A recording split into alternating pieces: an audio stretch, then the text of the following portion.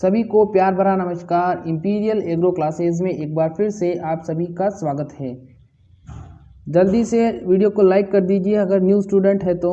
आज हम सॉल्व करने वाले हैं सन 2005 का एग्रीकल्चर का पेपर जो जेट में आया था, उसको सॉल्व करने वाले हैं। तो जल्दी से वीडियो को लाइक और चैनल को सब्सक्राइब कर दीजिए। फिर हम शुरू करते हैं आज का रोमांचक सफ़र। जल्दी से वीडियो को लाइक कर दीजिए।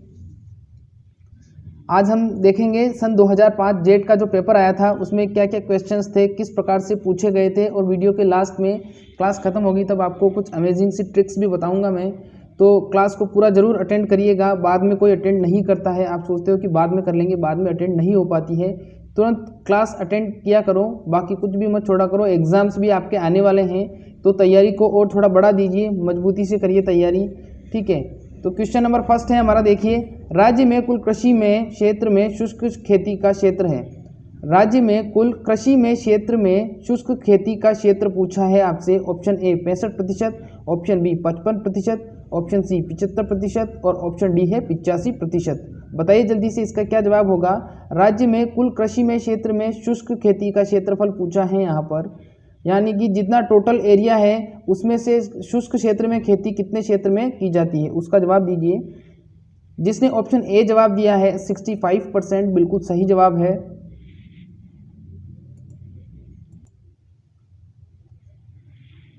अगला सवाल है हमारा, एट्राजीन शाकनाशी कौन सी फसल में खरपतवार नियंत्रित करता है। क्या पूछा है, एट्राजीन शाकनाशी कौन सी फसल में खरपतवार नियंत्रित करता है। ऑप्शन ए है कपास, ऑप्शन बी है मक्का, ऑप्शन सी है टमाटर और ऑप्शन डी है सोयाबीन। बताइए जल्दी से एट्राजीन शाकनाशी का किस फसल में उपयोग किया जाता है। सन 2005 का जेट का पेपर है ये, जो न्यू स्टूडेंट आए उनके लिए। जिसने ऑप्शन बी जवाब दिया है मक्का, बिल्कुल सही जवाब है। एट्राजीन शाकनाशी का उपयोग किसके लिए किया जाता है, मक्का की फसल में खरपतवार नियंत्रण के लिए किया जाता है। अगला सवाल देखिए क्या है। अगला सवाल है, मृदा में घुलनशील लवणों की मात्रा क्रांतिक अवस्था में ज़्यादा होती है तो फसल बढ़वार पर प्रतिकूल असर पड़ता है, यह मृदा कहलाती है। बताइए जल्दी से क्या होगा इसका जवाब। क्वेश्चन इसने पूछा है, देखो कि मृदा में घुलनशील लवणों की मात्रा क्रांतिक अवस्था से ज़्यादा होती है, यानी कि जितनी लवण होनी चाहिए उससे भी ज़्यादा होती है तो फसल बढ़वार पर प्रतिकूल प्रभाव पड़ता है। बिल्कुल सही जवाब है। जब लवणों की मात्रा ज़्यादा होगी क्रांतिक अवस्था पर, पौधे की क्रांतिक अवस्था पर जब लवण ज़्यादा होंगे तो फसल की बढ़वार पर प्रतिकूल प्रभाव तो पड़ेगा ही पड़ेगा। तो वो मृदा क्या कहलाएगी। ऑप्शन ए लवणीय मृदा, ऑप्शन बी क्षारीय मृदा, ऑप्शन सी तेजाबी मृदा या ऑप्शन डी उपरोक्त में से कोई नहीं। इस क्वेश्चन को कुछ नहीं, सिर्फ थोड़ा सा घुमा के पूछा है। इस क्वेश्चन का जो सिंपल से अगर तरीके से पूछा जाए तो ये पूछा गया है इस क्वेश्चन में कि जिन मृदाओं में लवण की मात्रा ज़्यादा होती है वे क्या कहलाती है। आपको बताना है जिन मृदा में लवण की मात्रा ज़्यादा होती है वे क्या कहलाती है। बताइए जल्दी से क्या कहलाएगी वे। जिसने ऑप्शन ए जवाब दिया है लवणीय मृदा, बिल्कुल सही जवाब है। जिन मृदाओं में लवण की मात्रा ज़्यादा होगी वे लवणीय मृदा कहलाएगी। अगला सवाल देखिए क्या है, राजस्थान में कौन से जिले में धनिये की खेती के अंतर्गत सर्वाधिक क्षेत्रफल है। राजस्थान में कौन से जिले में धनिये की खेती के अंतर्गत सर्वाधिक क्षेत्रफल है। Option A Kota, option B Bundi, option C Baran और ऑप्शन डी झालावाड़। बताइए जल्दी से क्या होगा इसका जवाब। राजस्थान में धनिये की खेती सबसे ज़्यादा कहाँ पर की जाती है और सबसे ज़्यादा कहाँ पर बोया जाता है। जिसने ऑप्शन सी जवाब दिया है बारा, बिल्कुल सही जवाब है। राजस्थान में सबसे ज़्यादा धनिया कहाँ पर होता है, सबसे ज़्यादा धनिया होता है बारा जिले में, ठीक है। अगला सवाल देखिए। अगला सवाल है, राजस्थान में कुल कितने कृषि जलवायवीय खंड हैं। राजस्थान में कृषि जलवायवीय खंडों की संख्या पूछी है यहाँ पर। Option A 5, option B 7, option C 10 और ऑप्शन डी 12। बताइए जल्दी से राजस्थान में कितने कृषि शस्य जलवायवीय खंड हैं, 5, 7, 10 या 12। कृषि शस्य जलवायवीय खंड, जिसने 10 जवाब दिए है ऑप्शन सी वाला, बिल्कुल सही जवाब है। राजस्थान में कृषि शस्य जलवायवीय खंड कितने हैं, 10 कृषि शस्य जलवायवीय खंड हैं, ध्यान रखिएगा। अगला सवाल देखिए क्या है, निम्न उत्पादों में से किसमें फल रस नहीं होता है। क्वेश्चन को ध्यान से सुनिए। निम्न उत्पादों में से किसमें फल रस की मात्रा नहीं होती है। Option A squash, option B jelly, option C शरबत जिसको सिरप भी बोलते हैं और ऑप्शन डी कोर्डियल। बताइए जल्दी से कौन सा होगा इसमें से जिसमें फल रस की मात्रा नहीं होगी। जिसने सी जवाब दिया है शरबत या सिरप, बिल्कुल सही जवाब है। जो शरबत या सिरप होता है वो चीनी की चाशनी से बनाया जाता है, चीनी की चाशनी और कुछ अन्य पदार्थ को मिलाकर बनाया जाता है। इसमें फल रस बिल्कुल भी नहीं होता है, फल का रस इसके अंदर बिल्कुल भी नहीं होता है, इस चीज़ का ध्यान रखना। और जो कोर्डियल होता है, आप लोग सब जो जानते हो कोर्डियल क्या होता है, जो हम नींबू की शिकंजी बनाते हैं वो ही कहलाता है कोर्डियल। वो क्या कहलाता है? कोर्डियल कहलाता है।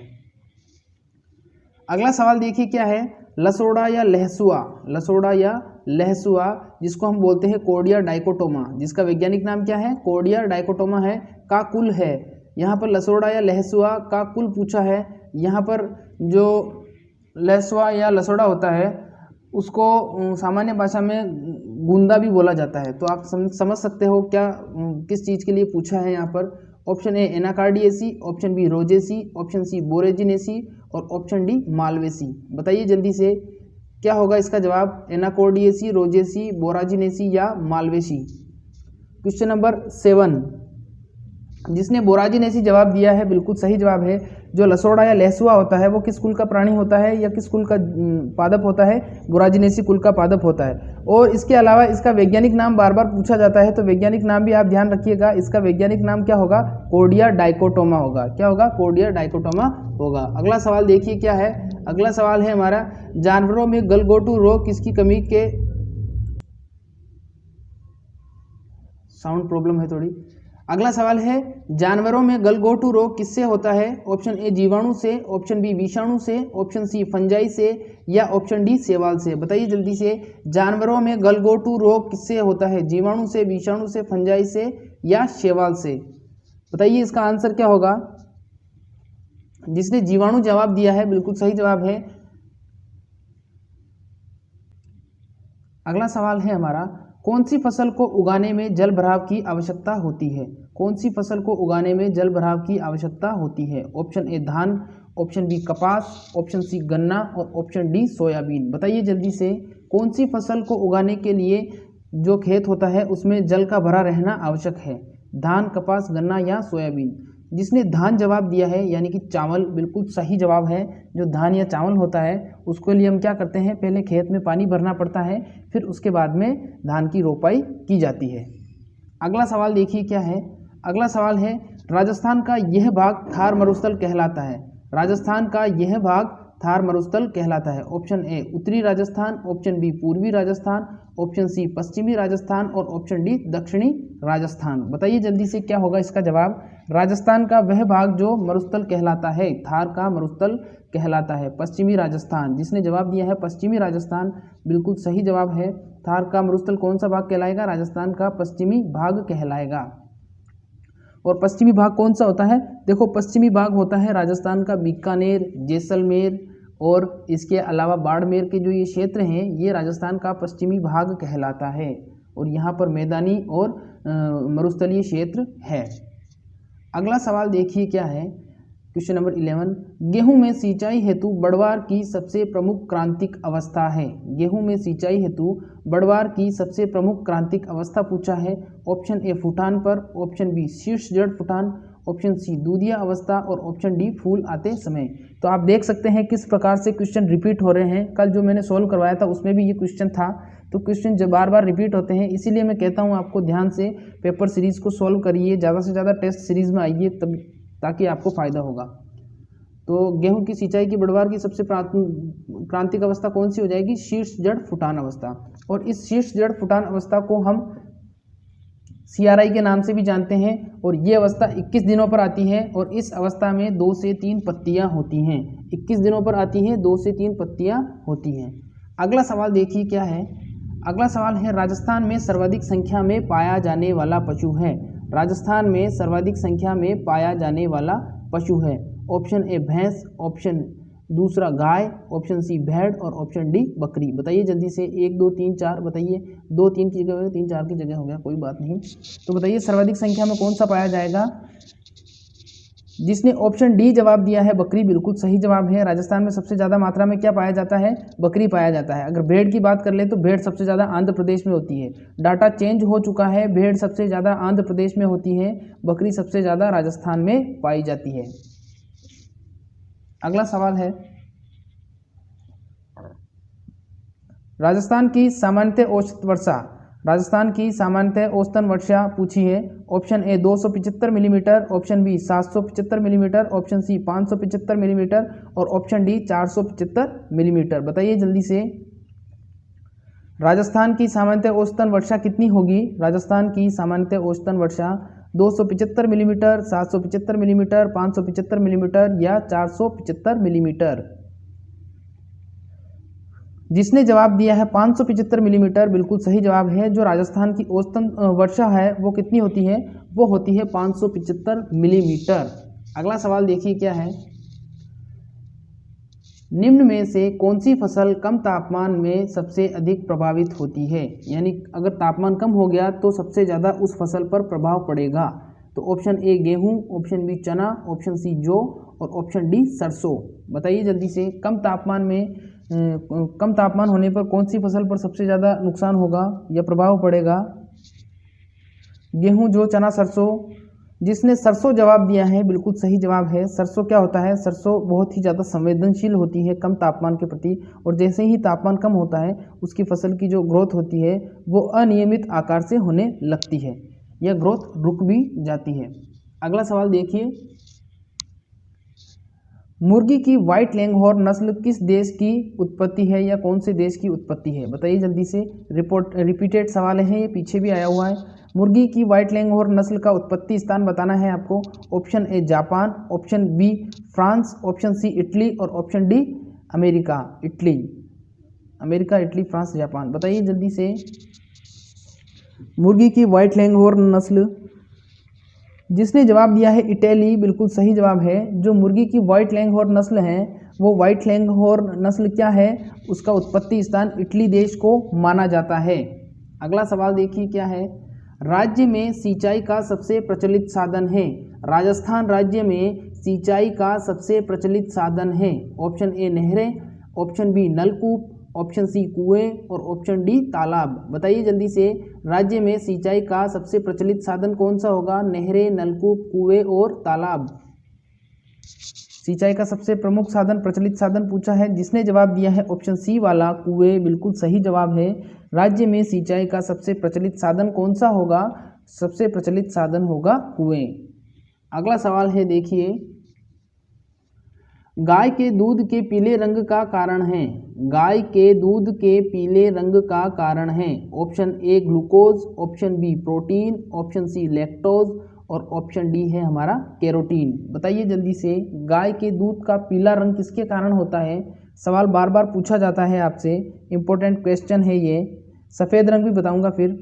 जिसने जवाब दिया है कैरोटीन, बिल्कुल सही जवाब है। जो गाय के दूध का पीला रंग होता है वो कैरोटीन के कारण होता है। अगर आपसे पूछ लिया जाए कि दूध का सफ़ेद रंग किस कारण होता है, तो दूध का जो सफ़ेद रंग होगा वो किसके कारण होगा? वो हमेशा से ही केसीन के कारण होगा। जो केसीन प्रोटीन होती है उसके कारण दूध का रंग सफ़ेद होता है। अगला सवाल देखिए, अगला सवाल है, पर्वतीय क्षेत्रों में फल वृक्ष लगाने की अनुमोदित पद्धति है। पर्वतीय क्षेत्रों में फल वृक्ष लगाने की अनुमोदित पद्धति है। ऑप्शन ए वर्गाकार विधि, ऑप्शन बी सीढ़ी नुमा पद्धति, ऑप्शन सी पंचवृक्षीय पद्धति, ऑप्शन सी आयताकार पद्धति। बताइए जल्दी से, पर्वतीय क्षेत्रों में फल वृक्ष लगाने की अनुमोदित पद्धति कौन सी होगी? जिसने बताया है सीढ़ी नुमा पद्धति, बिल्कुल सही जवाब है। जो पर्वतीय क्षेत्र होते हैं वहाँ पर समतल जमीन नहीं होती है, ऊबड़ खाबड़ जमीन होती है, और उस ऊबड़ खाबड़ जमीन में हम क्या करते हैं? सीढ़ी नुमा तरीके से खेती करते हैं। चाहे वो फल वृक्ष हो या किसी भी प्रकार की हम फसल उगा रहे हों, उसमें क्या करेंगे? हमेशा सीढ़ी नुमा पद्धति से ही खेती करेंगे। अगला सवाल देखिए क्या है। क्वेश्चन पूछा है, भैंस में गर्भावधि कितने दिन की होती है? भैंस में गर्भावधि कितने दिन की होती है? ऑप्शन ए 281 दिन, ऑप्शन बी 295 दिन, ऑप्शन सी 180 दिन और ऑप्शन डी 310 दिन। बताइए जल्दी से, 281 दिन, 295 दिन, 180 दिन या 310 दिन। रिपीटेड सवाल है, पीछे भी पूछा गया है और आगे भी अब पूछा जाएगा। बताइए जल्दी से, क्या होगा इसका जवाब? भैंस की गर्भावधि, जिसने दिया है 310 दिन, जवाब बिल्कुल सही जवाब है। जो भैंस का गर्भकाल होता है वो कितने दिन का होता है? 310 दिन का होता है। अगर आपसे गाय का पूछ ले तो गाय का कितने दिन का हो जाएगा? 280 दिन का। कितने दिन का होगा? 280 दिन का होगा। 81 है तो 81 भी सही माना जाएगा। अगला सवाल देखिए क्या है, इंपॉर्टेंट क्वेश्चन है। देखिए इसने क्या पूछा है आवश्यक पोषक तत्व लोहे को कौन से वर्ग में वर्गीकृत किया है? आवश्यक पोषक तत्व लोहे को कौन से वर्ग में वर्गीकृत किया है? ऑप्शन ए वृहद पोषक तत्व, ऑप्शन बी सुधारक पोषक तत्व, ऑप्शन डी सूक्ष्म पोषक तत्व और ऑप्शन डी उपरोक्त कोई नहीं। बताइए जल्दी से, आवश्यक पोषक तत्व लोहे को कौन से वर्ग में वर्गीकृत किया है? वृहद पोषक तत्व, सुधारक पोषक तत्व, सूक्ष्म पोषक तत्व या उपरोक्त में से कोई नहीं। तो इसका आंसर हो जाएगा सूक्ष्म पोषक तत्व। क्या हो जाएगा? सूक्ष्म पोषक तत्व। जो लोहा होता है, आयरन होता है या Fe होता है, वो हमेशा सूक्ष्म पोषक तत्व की श्रेणी में आता है। इसमें आएगा सूक्ष्म पोषक तत्व की श्रेणी में आएगा। अगला सवाल है हमारा, कौन सा पोषक तत्व पौधों की वानस्पतिक वृद्धि में सहायता करता है? बार बार पूछा जाता है ये सवाल। बताइए क्या होगा इसका जवाब? जो पौधों की वानस्पतिक वृद्धि को बढ़ाता है, सहायता करता है, वो क्या होगा? नाइट्रोजन होगा, फास्फोरस होगा, नाइट्रोजन होगा, बोरोन होगा, कैल्शियम होगा या कार्बन होगा? बताइए, नाइट्रोजन, बोरोन, कैल्शियम या कार्बन? जिसने ऑप्शन ए जवाब दिया है नाइट्रोजन, बिल्कुल सही जवाब है। कौन सा पोषक तत्व पौधों की वानस्पतिक वृद्धि में नियंत्रण करता है, में वृद्धि करता है? नाइट्रोजन पोषक तत्व। अगला सवाल देखिए, इंपॉर्टेंट सवाल है, बार बार पूछा जाता है, इस सवाल को इजी है। पूछा गया है जेली बनाने के लिए सबसे उपयुक्त फल है। जेली बनाने के लिए, जेम नहीं है, जेली है। ऑप्शन ए अमरूद, ऑप्शन बी पपीता, ऑप्शन सी फास्फोरस और ऑप्शन डी पोटेशियम। बताइए जल्दी से, जेली बनाने के लिए सबसे उपयुक्त फल कौन सा होगा? जेली बनाने के लिए सबसे उपयुक्त फल कौन सा होगा? अमरूद, पपीता, फास्फोरस या पोटेशियम? ये इसके सारे ही थोड़े मिस हो गए, कोई दिक्कत नहीं है। जेली बनाने के लिए सबसे उपयुक्त फल होता है अमरूद। जिसने अमरूद जवाब दिया है बिल्कुल सही जवाब है, क्योंकि अमरूद के अंदर क्या पाया जाता है? अमरूद के अंदर पोटेशियम की मात्रा पाई जाती है अच्छी खासी, और इसीलिए उसी से हम क्या करते हैं? उसी से हम क्या बनाते हैं? जेली बनाते हैं। अगला सवाल देखिए क्या पूछा है। पूछा गया है सोयाबीन के बीजों में प्रोटीन की मात्रा कितनी होती है? सोयाबीन के बीजों में प्रोटीन की मात्रा कितनी होती है, या फिर सोयाबीन में प्रोटीन की मात्रा बतानी है। ऑप्शन ए 8 से 10%, ऑप्शन बी 20 से 30%, ऑप्शन सी 18 से 20% और ऑप्शन डी है 36 से 40%। बताइए सोयाबीन के बीजों में प्रोटीन की कितनी मात्रा होगी? कमेंट करके बताइए जल्दी से। जिसने ऑप्शन लास्ट वाला दिया है 36 से 40%, बिल्कुल सही जवाब है। जो प्रोटीन की मात्रा होती है सोयाबीन के अंदर वो होती है 40%। वैसे तो 42% होती है, लेकिन हम उसके अकॉर्डिंग चलेंगे और अकॉर्डिंग टू हमारे ऑप्शन के अकॉर्डिंग 36 से 40 सही माना जाएगा। अगला सवाल देखिए क्या है। देश में राजस्थान की कौन सी तिलहनी फसल का क्षेत्रफल व उत्पादन प्रथम स्थान में है? आपको ये बताना है कि जो राजस्थान में ऐसी कौन सी तिलहनी फसल है जिसका सबसे ज़्यादा उत्पादन राजस्थान में ही होता है। कौन सी तिलहनी फसल है जिसका सबसे ज़्यादा उत्पादन राजस्थान में होता है? ऑप्शन ए सरसों, option B soybean, option C मूंगफली और ऑप्शन डी बी मूंगफली। मूंगफली नहीं, यहाँ पर किसी अलसी भी मान सकते हो आप। बताइए जल्दी से, राजस्थान की कौन सी तिलहनी फसल का क्षेत्रफल व उत्पादन सबसे। जिसने सरसों जवाब दिया है बिल्कुल सही जवाब है। देश में राजस्थान की कौन सी तिलहनी फसल का क्षेत्रफल व उत्पादन प्रथम स्थान पर है? सरसों का जो उत्पादन है वो प्रथम स्थान पर माना गया है। अगला सवाल देखिए क्या है। क्वेश्चन नंबर 25 है, पर्ल मिलीट किस फसल को कहते हैं? पर्ल मिलीट किस फसल को कहते हैं? ऑप्शन ए सरसों, ऑप्शन बी अलसी, ऑप्शन सी है मक्का और डी है बाजरा। बताइए जल्दी से, कौन सी फसल कहलाएगी पर्ल मिलेट के नाम से? बताइए जल्दी से, क्या कहलाएगी? कौन सी फसल कहलाएगी पर्ल मिलेट? जिसने जवाब दिया है बाजरा, बिल्कुल सही जवाब है। बाजरा क्या कहलाता है? बाजरा पर्ल मिलेट के नाम से भी जाना जाता है। अगर इसका वैज्ञानिक नाम पूछ ले, वानस्पतिक नाम पूछ ले, तो वानस्पतिक नाम क्या हो जाएगा? पेनिसीटम ग्लूकम और पेनिसीटम अमेरिकनम। सीड रेट 4 और गुणसूत्र संख्या 14। अगला सवाल देखिए, कार्बनिक खादें सुधार करने में सहायक होती है। जो कार्बनिक खादें होती है वो क्या सुधारती है? मृदा के भौतिक गुण, मृदा के रासायनिक गुण, मृदा के जैविक गुण और लास्ट में है उपरोक्त सभी गुणों में। बताइए जल्दी से, कार्बनिक खादें यानी कि ऑर्गेनिक मैन्योर क्या सुधारती है? ऑर्गेनिक मैन्योर मृदा के भौतिक गुण, मृदा के रासायनिक गुण, मृदा के जैविक गुण या उपरोक्त सभी गुण। ध्यान रखिएगा, सॉइल साइंस से भी आपसे सवाल पूछे जाएंगे, इंपॉर्टेंट होता है। जिसने जवाब दिया है उपरोक्त सभी गुण, बिल्कुल सही जवाब है। कार्बनिक खादें क्या सुधारती है? मृदा के भौतिक, रासायनिक और जैविक गुणों में सुधार करती है। अगला सवाल देखिए क्या है। अगला सवाल है, कौन सा पादप हार्मोन जिब्रेलिन के प्रति प्रतिकूल कार्य करता है? कौन सा पादप हार्मोन जिब्रेलिन के प्रति प्रतिकूल कार्य करता है? बताइए। कुल्टार या पेक्लोब्यूट्राजोल। जो पेक्लोब्यूट्राजोल है उसका व्यापारिक नाम कुल्टार है। दूसरा है ऑक्सीन, तीसरा है साइटोकाइनिन और चौथा है इथाइलिन। बताइए जल्दी से, कौन सा पादप हार्मोन जिब्रेलिन्स के प्रतिकूल कार्य करता है?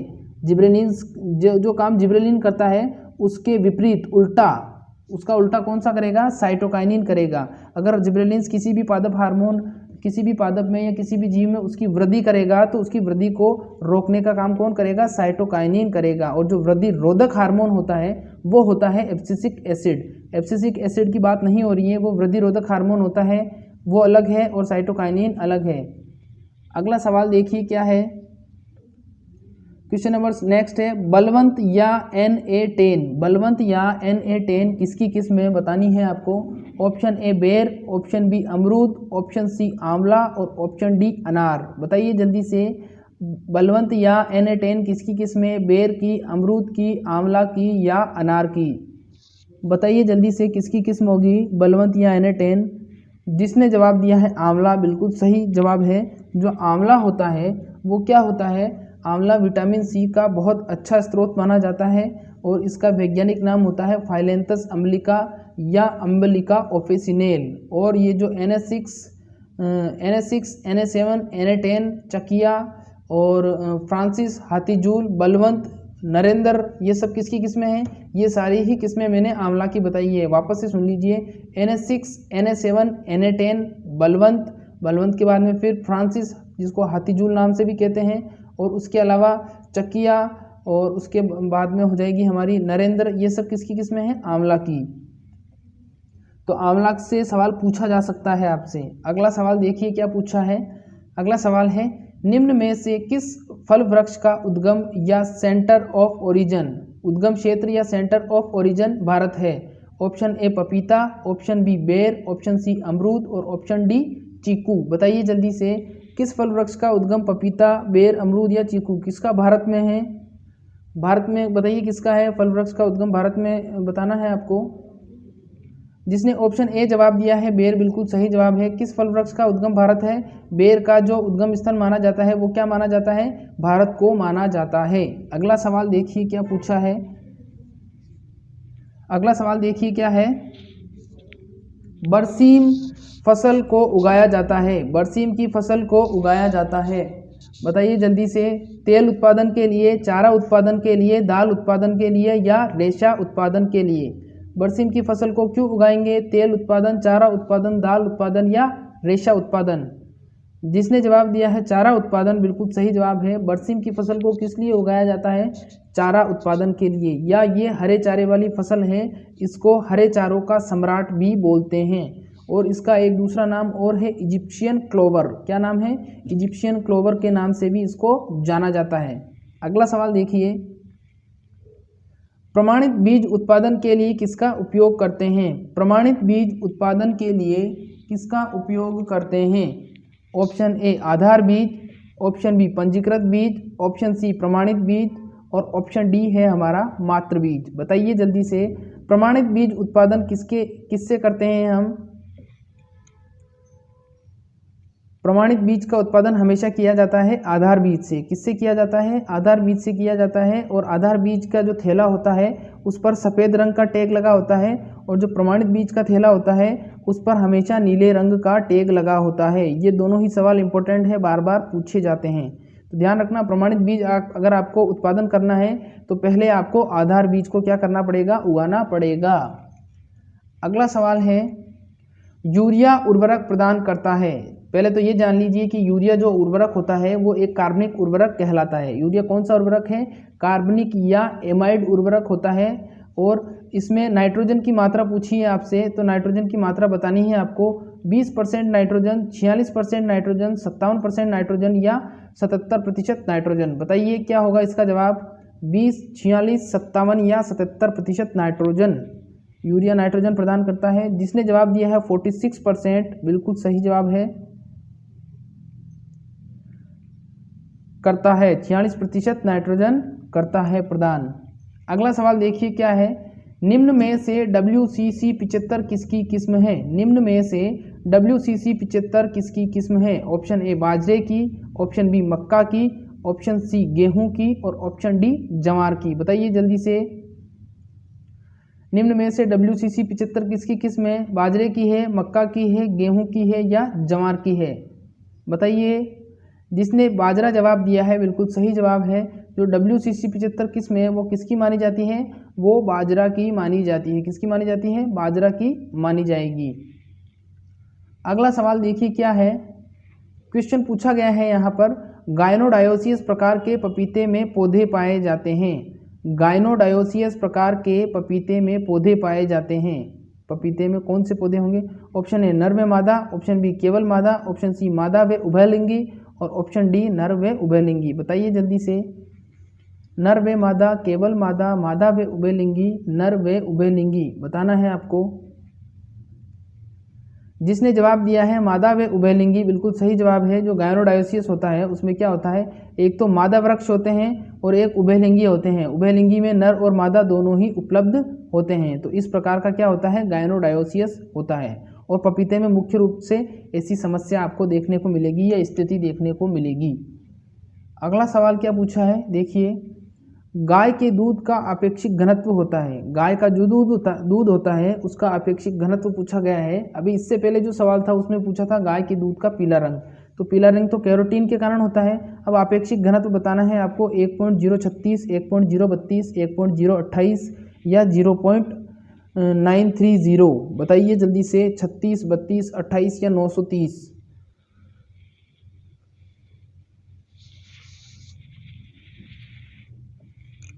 जिसने 1.028 यानी 1.028 आंसर दिया है, बिल्कुल सही जवाब है। गाय के दूध का अपेक्षित घनत्व कितना होगा? 1.028 होगा। अगला सवाल पढ़ते हैं हम, क्या है अगला सवाल? अगला सवाल देखिए क्या पूछा है, राजस्थान में गन्ने की बसंतकालीन बुआई का सबसे उपयुक्त समय है। राजस्थान में गन्ने की बसंतकालीन बुआई का सबसे उपयुक्त समय है। जुलाई अगस्त, दिसंबर जनवरी, फरवरी मार्च या अक्टूबर नवंबर। बताइए जल्दी से, 1, 2, 3 या 4। बसंतकालीन बुआई कब करेंगे? राजस्थान में गन्ने की बसंतकालीन बुआई कब करेंगे?